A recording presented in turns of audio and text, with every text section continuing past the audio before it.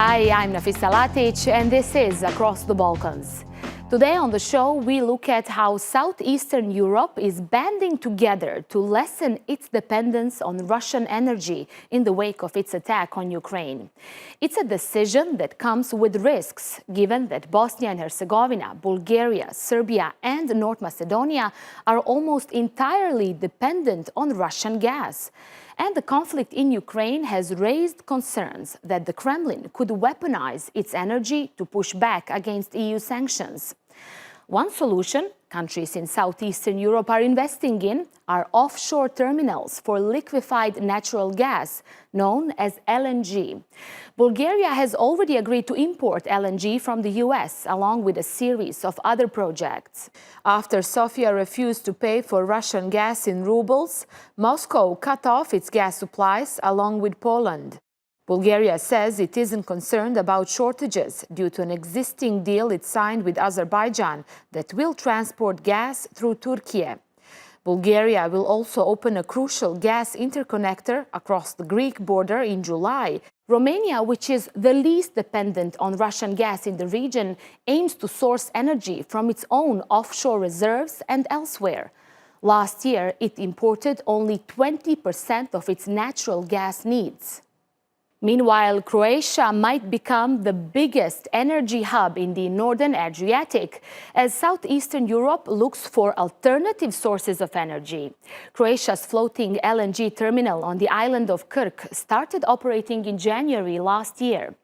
Since then, its capacity has steadily increased, delivering around 60% of the country's gas.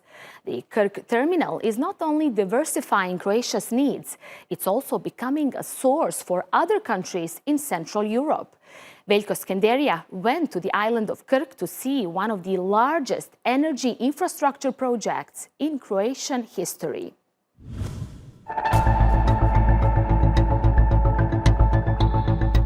From a questionable investment to guarantees of security. This is how one could describe the shift in public perception towards one of the largest energy infrastructure projects in Croatian history, the floating LNG terminal in Omišalj on the island of Krk.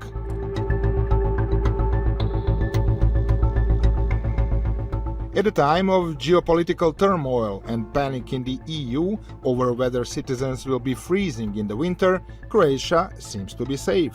And it's thanks to the LNG terminal, which now stores more gas than ever before.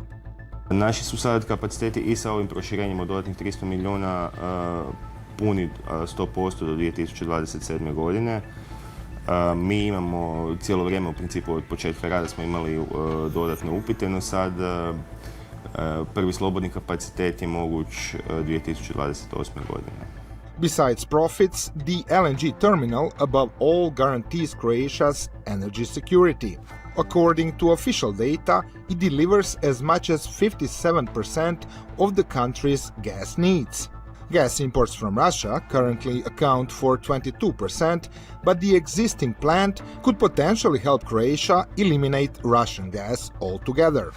Trenutni LNG omogućava čak, da tako kažem, kada bi sve bilo idealno do možda 3,8 milijardi, ali da budemo onako, da sva ta doba protekne bez nekakvih komplikacija, možemo reći otprilike 3,5 milijarde kubika. Dakle, prostor za još nekakvih 600 miliona kubika postoji uz nekakva ipak ulaganja u transportni sustav. Building an LNG terminal on Krk has put Croatia in much better position to become self-sustained. And not just that. In fact, moving away from Russian energy is opening up new opportunities for Croatia, including the possible government's bold plan to become a regional gas hub. But analysts warn the country needs to act fast. With soaring energy prices and new resources becoming more expensive to find, time seems to be the most valuable commodity.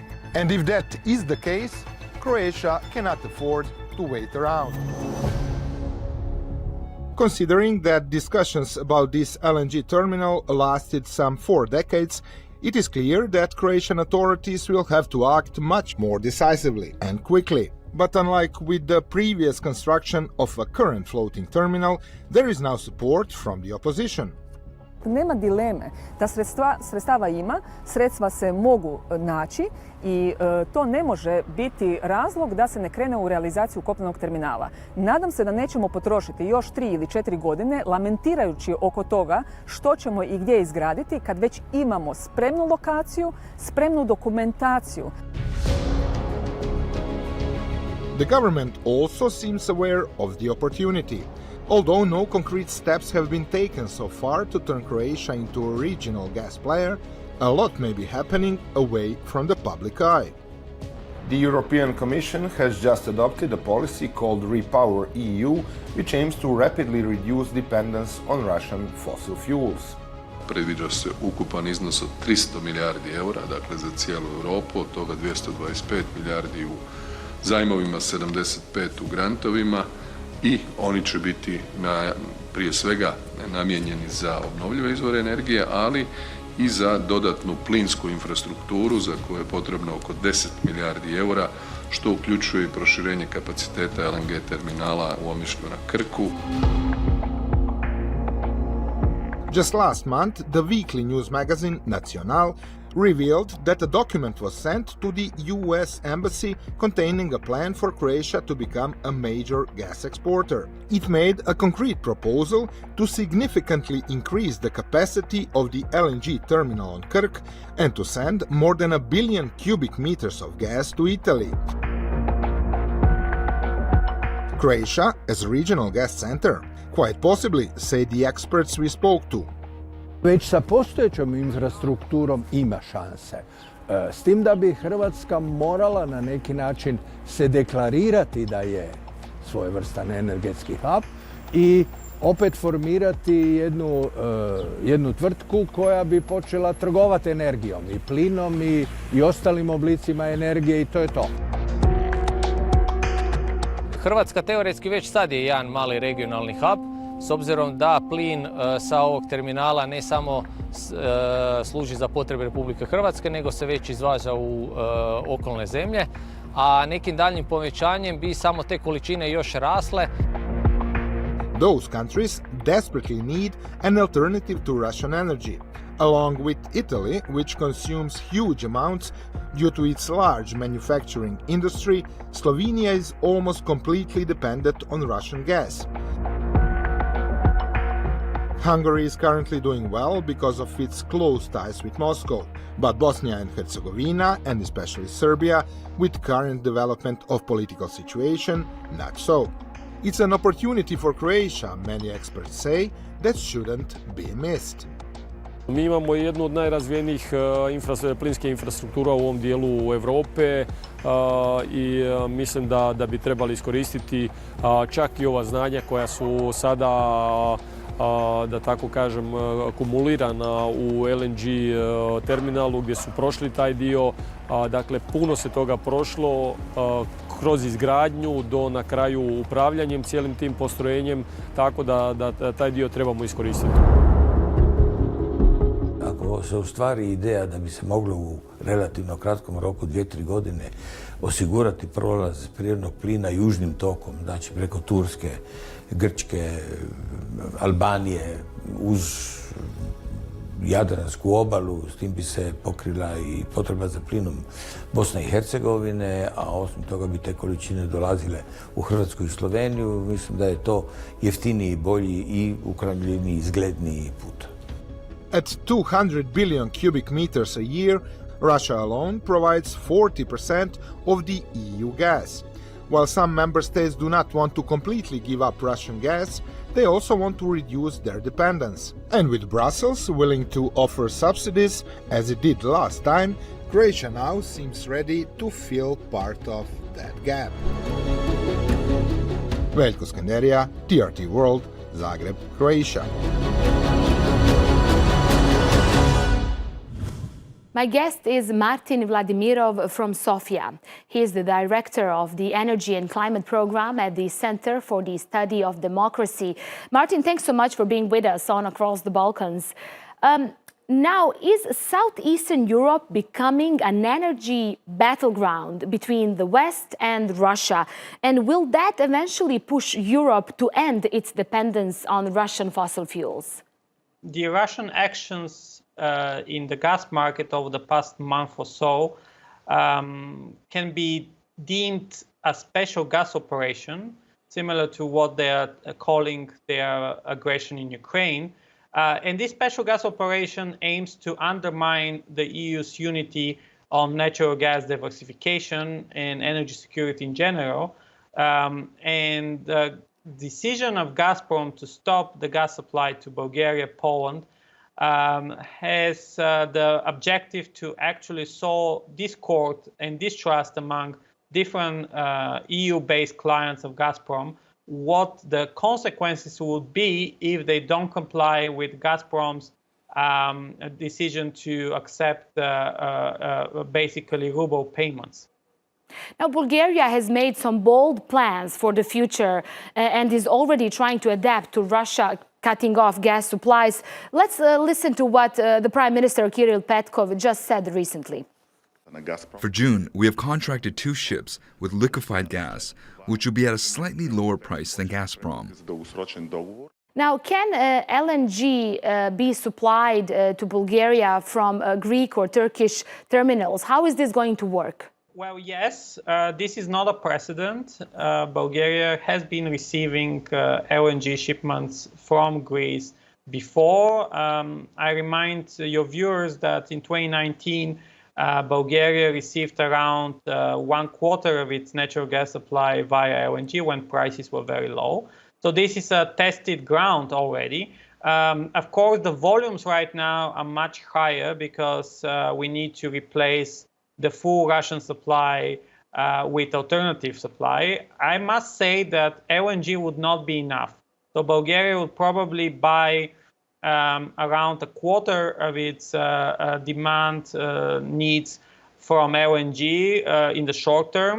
And then the rest of it would be probably again Russian gas that is contracted by Greek gas companies.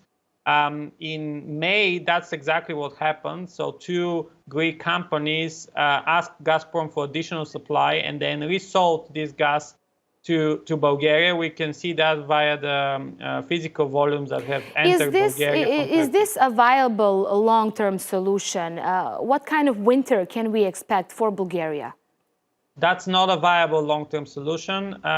It is imperative that Bulgaria concludes a long-term contract for LNG gas delivery with, for example, a company in Qatar or US or Algeria, so that we can have predictability of the supply over at least a 1-year period. Without that, we'll be very vulnerable to a potential Russian gas supply cut to all of Europe, including Greece. It's a positive news from yesterday that Greece has continued paying to Gazprom. From a Bulgarian point of view, this means that probably Russia would be willing to supply more gas to Greece, and then we can buy that gas from Greece. But this is not a viable solution. Martin, because when the so investing in LNG, like the one we've seen in our story from Croatian island of Kirk, so you wouldn't say this is a solution for Southeastern Europe's energy crisis? And could countries like Qatar, the US, and South Korea also play a role in this? Using the full capacity of the existing LNG terminals in Greece and Turkey would be crucial. So I'm not saying that this is not an option. We just need to better optimize the deliveries from the 2 countries. For example, right now, Bulgaria cannot import gas from Turkey because there is no interconnection agreement with Turkey. This prevents LNG that is delivered on the Turkish regasification plants to reach Bulgaria, Serbia, the Western Balkans, even Greece. And the terminal in Greece has the capacity almost fully booked by Greek companies. So there is little capacity left for alternative buyers.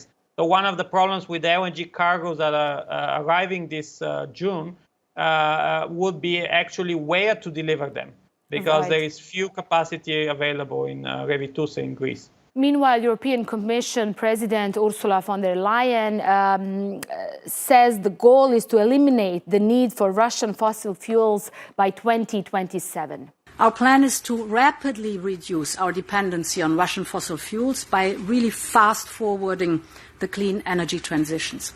On the targets, we raised the target for the share of renewables in 2030 from 40 to 45%. Can countries in the region count on the support of the EU when it comes to their energy supplies? Yes, they can. The countries in the region, especially the EU member states, are already receiving generous support via the National Recovery and Resilience Plans, where a lot of the money are going exactly for boosting renewable energy investment and storage capacity. But the money should be better optimized so that the amount of new renewable energy capacity installed by 2027 is increased. The current plans are not enough to cover the whole region and the potential loss of Russian energy supply. So we need to work together with Romania and Greece especially on boosting coordination activities in the electricity market, in renewable energy investment, in diversification projects. Right now, every country decides on their own how to manage the energy system, and this is not a long-term solution if we want to really phase out fossil fuels and especially imports from Russia. So what lessons do you think Southeastern Europe have learned following the Russia's attack in Ukraine, and what needs to change when it comes to EU's energy policies in the future? The crisis has vividly shown that if we don't take coordinated action, it will be very difficult to cope on our own. And look, it is high time for the region to unlock its enormous potential in green energy, because it's much more than enough to replace all fossil fuels in the future. We are a very sunny region with a lot of solar capacity. Our Black Sea has not been explored enough to unlock offshore wind energy investment. This is something that both Turkey, Bulgaria, and Romania are very interested in. The capacity from offshore wind will be enough to actually take care of most of coal and gas capacity in the region. So we need to look ahead into new cutting-edge technologies, take advantage of the funding that is available by the EU, and try to work together on cross-border projects. This is crucial. Try to work together, and we are a sunny region, as you said. There's some hope. Martin Vladimirov, thank you for being our guest. Now let's move to Serbia, where the country's president is facing backlash over his call to reinstate mandatory military service. Aleksandar Vucic proposed to reintroduce compulsory military service for at least 90 days for all men in the country. The move has been sharply criticized by NGOs who say it would enforce patriarchal, militaristic values and labeled it a cynical propaganda campaign. Vucic stressed Serbia would still maintain its neutrality and would not join NATO. The country's mandatory military service was suspended in 2011, following a trend that had started earlier in the Balkans. Greece is the only Balkan country with mandatory military service. All males aged 18 to 45 are obligated to serve. Bulgaria had conscription until November 2007. Per their degree of education, all males from 18 to 27 had to participate in military service. Bosnia and Herzegovina, Montenegro, and North Macedonia all abolished compulsory military service in 2006. Croatia followed in 2007, and Serbia's last conscripts were sent home in 2011. Moj predlog će biti da u narednom periodu se razmišlja o tome da se uvede obavezni vojni rok od 90 dana. Dakle, svaki čovjek, svaki muškarac može da posveti svoje zemlji 90 dana. To nije 365 dana, to nije ni 6 meseci, to je 90 dana. A na nadležnim vojnim organima je da nam pokažu računicu koliko bi nas to koštalo.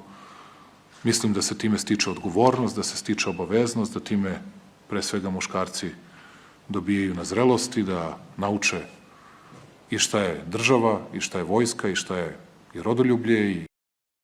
Let's bring in military analyst Aleksandar Radić. He joins us from Belgrade. Aleksandar, zdravo, good to have you with us on the show.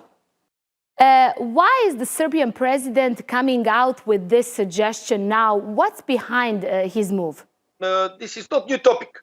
Since 2017, President Vucic has been preparing public opinion for the renewal of conscript. Because the crisis with staffing the armed forces with personnel is reason. In the atmosphere of the war on the east, Russian aggression on Ukraine, Vucic now sees an opportunity to win over the public. The conscript was suspended on 1st January 2011, and now the challenge is how to reintroduce it, because many people at the Serbian nation say yes, but this is old people. This is a very serious question for young people, maybe not have interest for obligation, for new obligation. Yes, lots of criticism from the young people and the NGOs, as you were saying. They're calling this backwards mentality that the region that it's trying to move on. How much would this cost Serbia exactly? Primary question is cost. One of element is salaries. Since half year age, the salaries of soldiers voluntarily signed up for training program, military training program during 6 months are about 320 euros. For now, there is no official position on whether that will be the salary with mandatory training is introduced. Salaries, infrastructure, food for soldiers, and training costs, ammunition, resource of military techniques, will cost tens of millions of euros. But the purchase of new weapon for Army of Serbia has been paid hundreds of millions of euros. For this year, a minimum of military procurement will be around 550 million euros. And maybe large conscript contingent will be only 5-6% of spent for weapons. Right. And what are his actual chances that this passes in the parliament? Parliament is the problem, because President Vucic gave absolutely domination in future parliament, and I think that legally support for re-established conscript system will be elegant question. But I have the impression that general staff of Army of Serbia not recognize interest for re-established training for recruits, because this is a very serious, difficult task for military organization. Training system needs support, money, time, but paradoxically, the current structure of Serbian armed forces cannot be maintained without conscript, because after reorganization 2006-2007, Serbian armed forces have many units with only a small team for wartime development. For example, land forces now have 60 battalions and 8 territorial brigades. Most of these units this time came only few people, few dozen people, but for what time need 400, 500, 600 reservists, and conscripts after training will be have a name on the list of reservists, and now army need young reservists. Vucic repeated that he is determined that Serbia will stay out of NATO and continue to be neutral in the wake of the conflict in Ukraine. In that case, how significant is for Serbia to have a stronger army, and is this the card that he is playing on? Neutral country need all elements of a modern army. For example, in territory of West Balkans, North Macedonia or Montenegro have NATO partner support for air policing. Italian and Greek aircraft prepare for patrolling at the West Balkan country. But Serbia needs fighters, Serbia needs powerful land forces, artillery systems, but Serbia is a country with very good cooperation with NATO. Formally, it's not part of NATO, but for this year, Army of Serbia prepared first serious large exercise in history with NATO. Aleksandar, thanks so much for being with us. Aleksandar Radic in Belgrade there. Thanks for watching this episode of Across the Balkans. See you next time. From me and the team here in Istanbul, bye-bye for now.